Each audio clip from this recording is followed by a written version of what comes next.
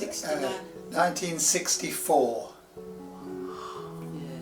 And then we got married in 1966. We've been married 51 years now. It's so old. Well, I was biased to WEC because I was born in WEC. My parents were missionaries in Congo, because they had gone to Congo when CT Studd died. The mission prayed for 10 people to replace him, and my mother was number 10, and my mother was number 9, and my father was number 10. That's them. This is my parents. So I was born in Congo in days when it was very difficult to live out there, but God called them and they said yes. And so I was biased towards WEC right from the beginning, because I just been brought up in WEC circles, and I just loved WEC's courage, willingness to go all out for God, the way that they trusted God for their supplies, and the way that God spoke to them about living holy lives. These were important things, and I could see them in WEC as a mission.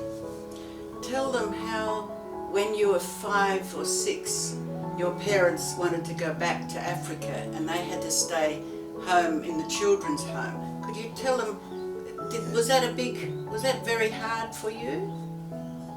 No, it really wasn't very hard, because we knew, my older brother, older sister and myself, who were among the 26 in the children's home, they knew God had called our parents to go back, and we were called by God to stay home in Scotland, and we were sure of that.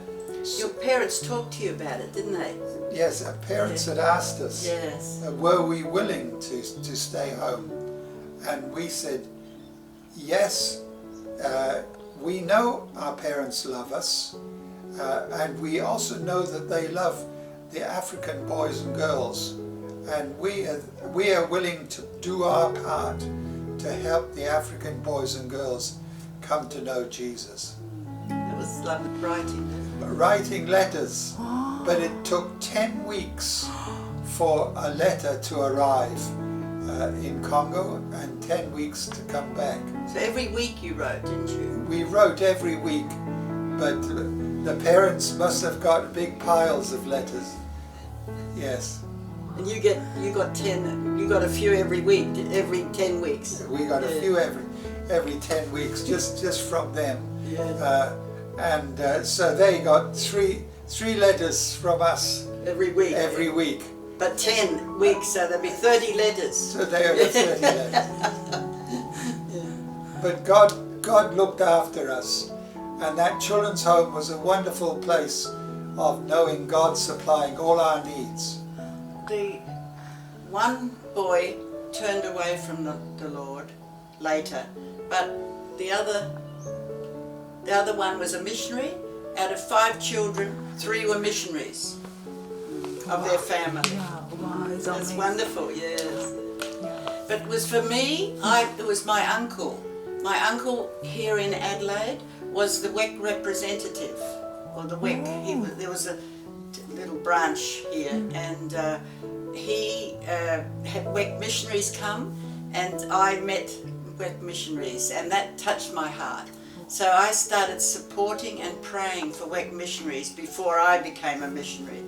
So it was their example, their lives and their sharing about it that touched my heart too. And in that children's home, we had to pray every day and once a week for all over the world. As children, small children, we learned how to pray, and we learned about the missionaries who were serving in different parts of the world.